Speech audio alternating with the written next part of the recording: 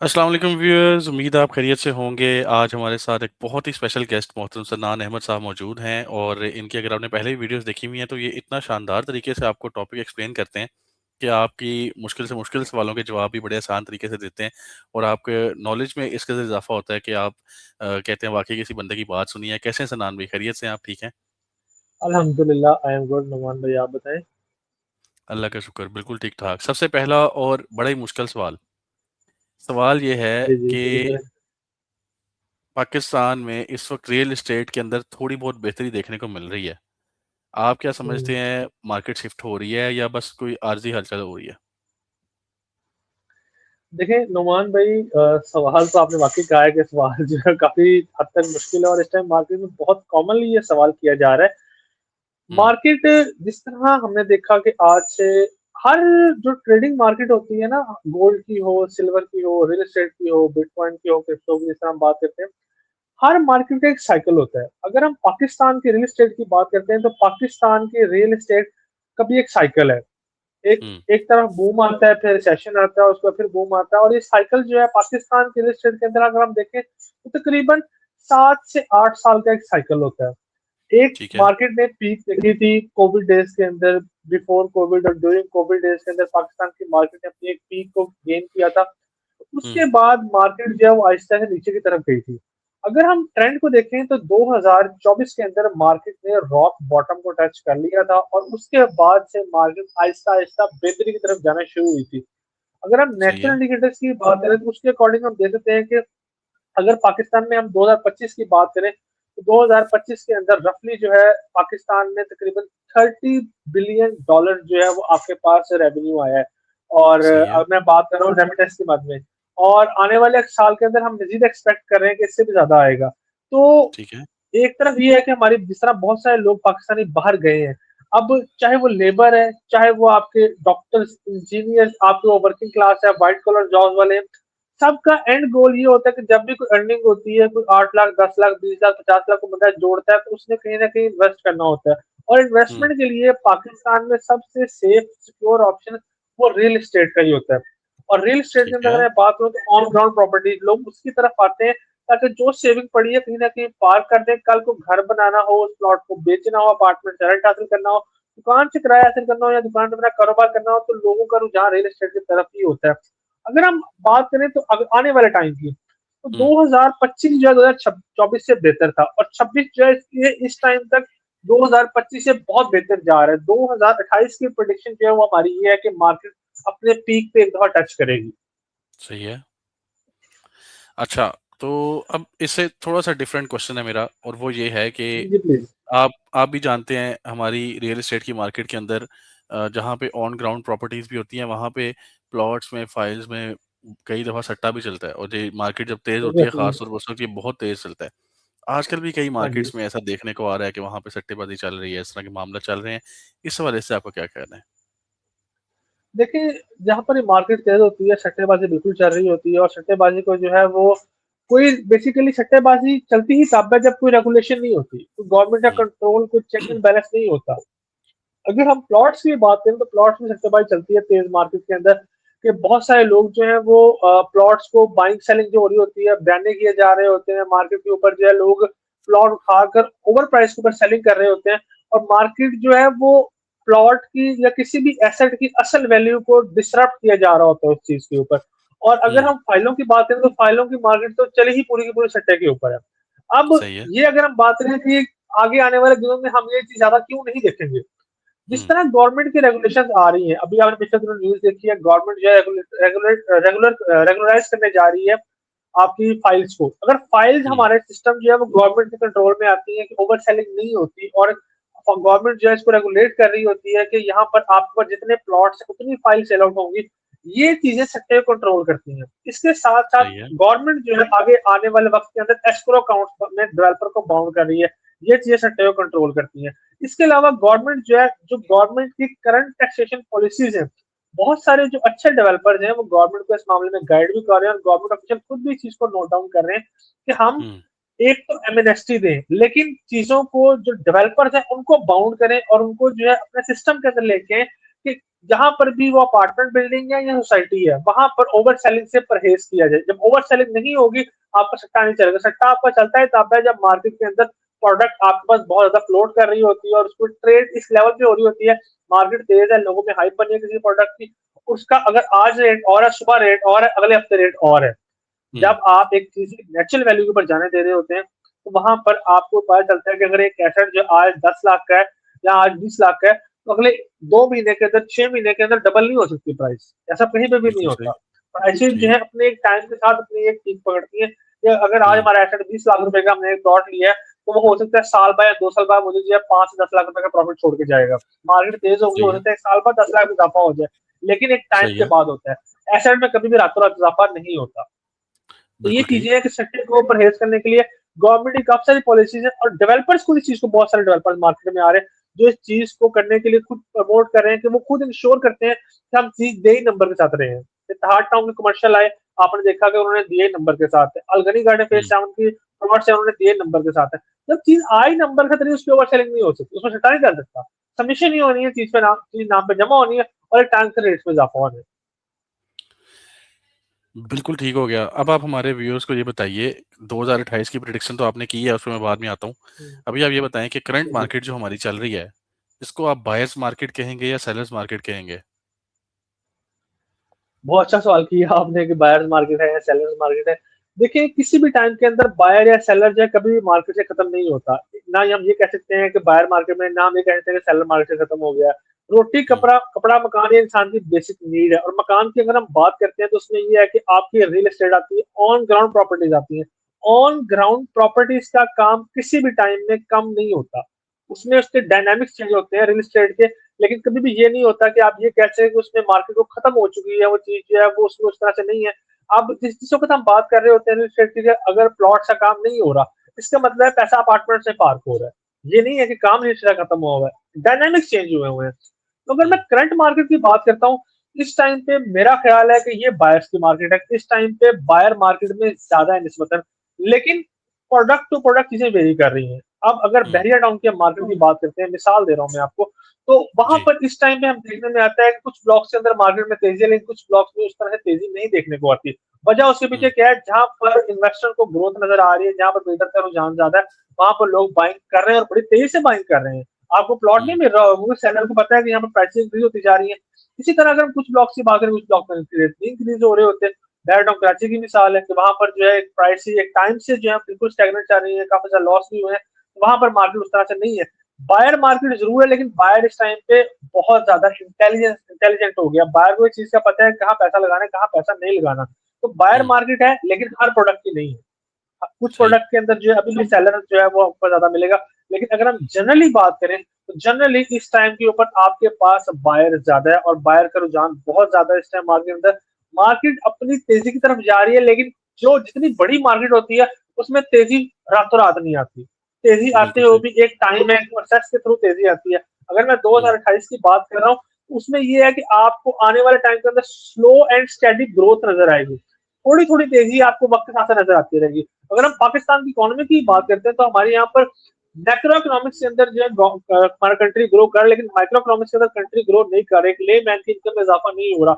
एक ले मैन जो उसमें उतनी सकत नहीं है, लेकिन जो लोग अच्छा बिजनेस कर रहे हैं, मैं बात कर रहा हूँ बड़े इन्वेस्टर्स की, मेगा इन्वेस्टर्स की, जिस लेवल के प्रोजेक्ट्स आ रहे हैं, और कंस्ट्रक्शन स्लो नहीं हो रही है आपकी। लोग ये बात करते हुँ, हैं प्राइस में इजाफा हो रहा है, एक 3 मरला, 5 मरला, 2.5 मरले वाले को तो असरअंदाज हो रहा होगा।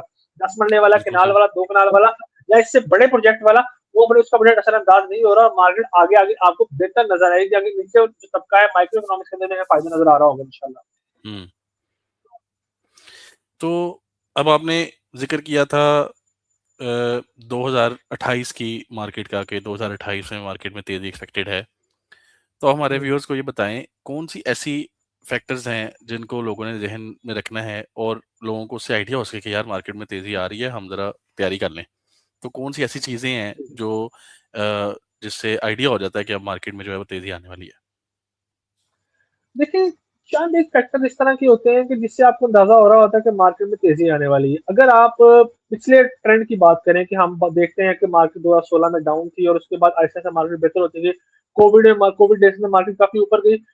हमारी गवर्नमेंट्स, कोई भी गवर्नमेंट है, एक्स वाई जी हुँ, किसी पार्टी की गवर्नमेंट है, एक टाइम के बाद गवर्नमेंट की मजबूरी बन जाती है, गवर्नमेंट एमनेस्टी स्कीम अनाउंस करती है, गवर्नमेंट सही है। टैक्सेशन में रिलीफ देती है इन्वेस्टर्स को। जब एमनेस्टी हुँ, आती है, टैक्सेशन में रिलीफ आता है, तो वहां पर आपको ये देखने में आता है कि वहां पर लोग जो है पैसा लाते हैं मार्केट के अंदर। इस टाइम पे हुँ, अगर आप बैंक में जाते हैं, बैंक में अगर आप 5 करोड़ या इससे ऊपर के अमाउंट कमाना चाहते हैं, तो आपसे मनी ट्रेल नहीं मांगी जाती। ठीक है। ठीक करंटली है। अगर आप मैं बात करूं, इस टाइम पे अगर आप डीएचए मार्गला के अंदर इन्वेस्टमेंट करते हैं, जो कि डीएचए और सीडीए का जॉइंट वेंचर है, वहां पर अगर आप इन्वेस्टमेंट करते हैं तो वहां पर आपसे मनी ट्रेल नहीं मांगी जाती कि आपका पैसा कहां से आ रहा है। कुछ इस तरह की चीजें होती हैं जिससे आपको अंदाजा हो रहा होता है गवर्नमेंट के पॉलिसीज का रुझान जो है वो थोड़ा सा बैंड डाउन हो रहा है। करंटली अगर मैं बात करूं, अभी गवर्नमेंट ने 7E, जो कि एफबीआर का टैक्स होता है, वो तब लागू होता है कि जब आप अपनी प्रॉपर्टी की बाइंग या सेलिंग करने जा रहे होते हैं, ऑन प्रॉपर्टी के ट्रांसफर के टाइम पे आपको एफबीआर से क्लियरेंस लेने की जरूरत पड़ती है कि एफबीआर जो है वो आपको सर्टिफिकेट देती है कि ठीक है, आप टैक्सेशन क्लियर है, आप इसको जो है ना सेल या आप इसकी परचेज कर सकते हैं। तो हुँ, यहाँ पर गवर्नमेंट ने 7E को मुकम्मल तौर पर खत्म कर दिया। 7E खत्म हो गया, अभी एमनेस्टी नहीं आई, अभी कोई इस तरह का हुँ, मेजर रिलीफ अनाउंस नहीं हुआ। लेकिन हुँ। अगर आपको टैक्सेशन पड़ता तो 7E पे 1% टैक्स भी पड़ रहा होता आपका एफबीआर रेट के ऊपर, जी, तो जी। आपको 1% टैक्स भी खत्म हो गया, आपको 7E की डॉक्यूमेंटेशन भी खत्म हो गई। इसी तरह अगले आने वाले बजट के बाद भी एक्सपेक्टेशन है मार्केट की, कि मार्केट में आपको कुछ एमनेस्टी या कुछ टैक्सेशन में रिलीफ जो है वो फील होगा। गवर्नमेंट जो है इस सेक्टर को मजीद रिलीफ देने जा रही है। जब इस तरह सही की है। रिलीफ, इस तरह की चीजें अनाउंस होती हैं तो कंस्ट्रक्शन में तेजी आती है। और दूसरी हुँ। तरफ मार्केट के जो इंडिकेटर्स हैं वो भी ये प्रेडिक्ट कर रहे होते हैं कि आपको आने वाले दिनों में प्राइसिंग में जंप या प्राइसिंग में गेन नजर आएगा। आई रिपीट, जहां पर आप बाइंग कर रहे हैं और जहां पर आपको लगता है सनान भाई का लगता है इंटरनेट चला गया है। व्यूअर्स, उम्मीद है आपको हमारा ये सेशन जो है ये इन्फॉर्मेटिव लग रहा होगा। इस सेशन में हम रियल एस्टेट की करंट मार्केट सिनेरियो के ऊपर और डिस्कस कर रहे हैं और ये भी डिस्कस कर रहे हैं कि आने वाले वक्त में रियल एस्टेट की मार्केट कैसे जो है वो बूम की तरफ जाएगी और आपको कैसे अंदाज़ा होगा कि रियल एस्टेट की मार्केट में तेज़ी आ रही है और ताकि आप वक्त से पहले उसमें डिसीजन ले सकें। सनान भाई, आपको आवाज़ आ रही है? जी जी, मुझे अब आपकी आवाज कट गई थी आपकी, दोबारा क्वेश्चन रिपीट जी, कीजिएगा अपना। आप वहीं से कंटिन्यू कीजिए जी। बस मैं थोड़ा-सा सवाल आगे थोड़ा चेंज कर लें, तो हम वैसे बात कर रहे थे मार्केट में तेज़ी के हवाले से, तो जी थोड़ा-सा जी। क्वेश्चन जो है वो उसको ऐड कर लें उसमें कि इस वक़्त भी मार्केट में बड़े प्रोजेक्ट्स लॉन्च हो रहे हैं। हर दूसरे दिन नई हाई-राइज़ बिल्डिंग लॉन्च होती है और हर तीसरे दिन नई सोसाइटी जी, लॉन्च होती है। मार्केट में एग्जैक्टली। अ, ये सारे लोग जो बेचने आ रहे हैं प्रोडक्ट्स, ये पागल तो नहीं है? और इनकी बिज़नेस वर्किंग इतनी फारिग तो नहीं होगी कि इनको ये अंदाज़ा ही ना हो कि हम मार्केट में सेलिंग के लिए जा रहे हैं और मार्केट में बायर्स नहीं है। लेकिन उसके बावजूद ऐसे ही है। परसेप्शन ये है कि रियल एस्टेट की मार्केट जो है ना वो डेड है, रियल एस्टेट की मार्केट में काम नहीं हो रहा। ये दोनों बातें बिल्कुल उल्ट हैं। इन बातों को आप कैसे जस्टिफ़ाई करते हैं और कैसे इनको देखते हैं? देखिए नुमान भाई, इसमें ना मैं बड़ा ना चीजों को सिंपलेस्ट वे में आपको गाइड कर देता हूँ। एक टाइम है, मतलब लेट्स से इस टाइम पे अगर मैं बात करूं कि जनवरी 2026 के अंदर मिसाल के तौर पर अगर 100 बंदे ने इन्वेस्टमेंट की है, ठीक है, हुँ, हर हुँ, बंदा अच्छी सोसाइटी में अच्छी प्रोडक्ट में इन्वेस्टमेंट नहीं कर रहा होता, अच्छी बिल्डिंग में इन्वेस्टमेंट नहीं कर रहा होता। मार्केट सही का है। ट्रेंड जो बन रहा होता है ना, वो या मार्केट की जो क्या कहते हैं मार्केट की परसेप्शन बिल्डिंग हो रही होती है, वो मेजोरिटी की बेस पे हो रही होती है। अगर एक हुँ, सोसाइटी एक्स वाई जी सोसाइटी में 100 बंदे इन्वेस्टमेंट की है, जिसमें 70 लोगों को या 80 लोगों को फायदा हो गया और 20 लोग सारे में गए हैं, 80 लोगों की जो साउंड या उनकी परसेप्शन है वो मार्केट की आवाज बनती है। ठीक है कि जी ठीक है। फायदा ही फायदा होगा। कोई भी चीज 100% गुड या 100% बैड नहीं होती। तो अगर सही हम है। ये बात करें जिस तरह की आप बात कर रहे हैं कि मार्केट में जो है परसेप्शन बना हुआ है, तो मार्केट में पिछले कुछ अर्से के अंदर जिन प्रोडक्ट्स के अंदर लोगों ने अपनी अमाउंट को पार किया, वहां पर उनको या तो प्राइसेस स्टेबल नहीं है या प्राइसेस हुँ, नीचे की तरफ गई है। गेन नजर सही है। नहीं आया उस तरह से खतरे का, हुँ, क्योंकि हुँ, लोग मार्केट में जिस तरह से आदी हैं कि आपने एक प्लॉट बाय किया, आपको 2-4 साल के अंदर उसके प्राइस में जो है 20-30% या अप टू 50-60% तक भी इजाफा लोगों ने देखा हुआ है। यहाँ इन्वेस्टर ने हुँ, कमाया हुआ है। इन्वेस्टर को जब जी, वो चीज दोबारा नहीं मिल रही होती तो उसको लग रहा होता है कि मार्केट खत्म हो चुकी है, मार्केट वाइंड अप जी, हो चुकी है, मार्केट में कुछ भी नहीं बचा अब यहाँ पे। सही लेकिन है। अभी अगर हम पास्ट डेज की बात करें तो इस तरह हार्ड टाउन के अंदर लोगों ने दिनों के अंदर अर्निंग की है। I repeat, on ground plots के ऊपर, नंबर के साथ ऑन कब्जे वाले प्लॉट्स के ऊपर। वजह क्या थी? जनरली कभी भी हिस्ट्री में ऐसा नहीं देखा गया कि मेन आर्टरीज के ऊपर, शहर की मेन शाहराहों के ऊपर कोई सोसाइटी अगर प्लॉट्स बेच रही है और वो हुँ, किस्तों में दे रही है। हुँ, हुँ, कमर्शियल मेन आर्टरीज के ऊपर शहर के जब भी आता है, फुल पेमेंट पे आता है। एक हुँ, तो ये चीज हो गई।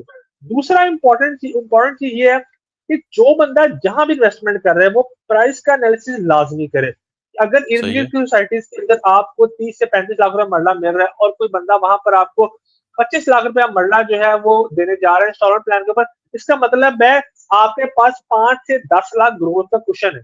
अगर आपको सही है। इंस्टॉलमेंट पे वहां पर 30-35 लाख का मरला ही मिल रहा है, इसका मतलब वहां ग्रोथ का कुशन नहीं है, आपको वहां पर आने वाले दिनों में फायदा नहीं नजर आएगा।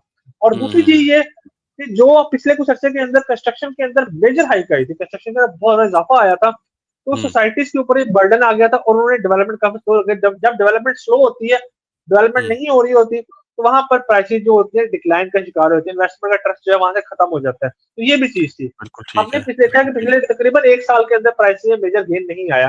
अभी ये हुँ, लास्ट जो ईरान अमेरिका वॉर के अंदर आपको प्राइसेस में कंस्ट्रक्शन में गेन नजर आया, लेकिन उससे पहले प्राइसेस 10-15 रुपए का इन्फ्लेशन जो है कोई इन्फ्लेशन नहीं होती पर कॉस्ट के पीछे, सीमेंट की बोरी के पीछे या सरिये के पीछे।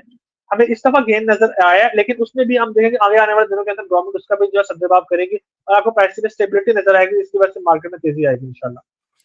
बिल्कुल ठीक है सनान भाई, ऑलरेडी हमारा सेशन जो है ना वो 16 मिनट का हो गया है। मैं इसको मज़ीद लंबा नहीं करना चाहता, लेकिन व्यूअर्स को अगले सेशन का सवाल बता देता हूँ। हम कल रात को दोबारा 11 बजे ये वीडियो बनाएँगे। उसमें मेरा जो पहला सवाल है ना आपसे वो ये है कि लोगों को, बहुत से लोगों की ये शिकायत होती है कि उनको जिन जगहों पे उन्होंने इन्वेस्टमेंट की होती है, ख़ास तौर पे हम इंस्टॉलमेंट्स की बात कर रहे हैं, इंस्टॉलमेंट्स वाली ऑप्शंस की, तो वहाँ पे या तो उनको वो चीज़ वक़्त पे मिलती नहीं है, या उसमें उनको जो है वो बहुत जल्दी, यानी कि जैसे 6 महीने, साल, डेढ़ साल, इसके अंदर-अंदर उनको फ़ायदा नहीं होता। तो इस ऐसे लोग जो हैं जिनको नुकसान जी होता जी। है इसके अंदर, उनके लिए क्या गाइडेंस है? और क्या ऐसे तरीके अपनाने चाहिए जिनसे हम इस नुकसान से बच सकें? इसी सवाल से कल जो है ना हम वीडियो का आगाज़ करेंगे, और मज़ीद भी आपके लिए मैंने काफ़ी सारे सख्त सवाल जो है ना वो इकट्ठे किए हुए हैं, वो कल आपसे करने हैं। इंशाल्लाह तो इंशाल्लाह। आप आप वीडियो का इख्तिताम करने के लिए कोई जी जी आखिरी जरूर। पैगाम लोगों को दें, ताकि फिर वीडियो का इख्तिताम करते हैं। मेरा आखिर में आप पैगाम लोगों के लिए यही हाँ, है कि आगे आने वाला टाइम जो है वो पहले जी, आगे जी। आने वाला टाइम जो है पहले वाले वक्त से बहुत बेहतर होगा इंशाल्लाह। तो इस मार्केट ने कभी जो है लोगों को नाउम्मीद नहीं किया, लोगों ने बहुत बहुत कमाया है इस मार्केट से, बहुत सारी इन्वेस्टमेंट्स की हैं। और आगे आने वाले टाइम के अंदर भी जो लोग भी यहाँ पर इन्वेस्टमेंट करना चाह रहे होंगे उनको प्रॉफिट नजर आएगा इंशाल्लाह। और एक लास्ट बहुत छोटा सा पॉइंट मेरा ये है, इन्वेस्टमेंट हमेशा तब करें अगर आप में होल्डिंग कैपेसिटी है। अगर आप हुँ। ऑल इन जा रहे हैं तो रियल एस्टेट इस चीज के लिए नहीं होती। सही, बिल्कुल सही। बहुत शुक्रिया सनान भाई, आपने बड़ी डिटेल से हमारे व्यूअर्स को गाइड किया। मुझे यकीन है जो व्यूअर्स हमारी ये 16-17 मिनट की वीडियो देख लेंगे, उनके नॉलेज में बहुत इज़ाफ़ा होगा, और कल दोबारा आपको हम ज़हमत देंगे इंशाल्लाह। तो व्यूअर्स, रोज़ रात को 11 बजे इंशाल्लाह। हम कोशिश करेंगे आपकी खिदमत में हाज़िर हुआ करें, और इस तरह की इन्फॉर्मेटिव वीडियोज़ लेके आते रहें। आप कमेंट सेक्शन में क्वेश्चंस भी कर सकते हैं। आज जिन लोगों के क्वेश्चंस हैं, वो हम ऐड कर देंगे इंशाल्लाह, और ताकि आप लोगों को उसमें गाइडेंस मिलती रहे। और आइंदा भी हम लोगों के कमेंट्स भी लिया करेंगे, जो लोग कमेंट्स में क्वेश्चन पूछना चाहते हैं वो पूछ सकते हैं। बहुत शुक्रिया व्यूअर्स, इजाज़त दीजिए। थैंक यू सनान भाई, इजाज़त दीजिए। अल्लाह हाफ़िज़। अल्लाह हाफिज। अल्लाह हाफिज।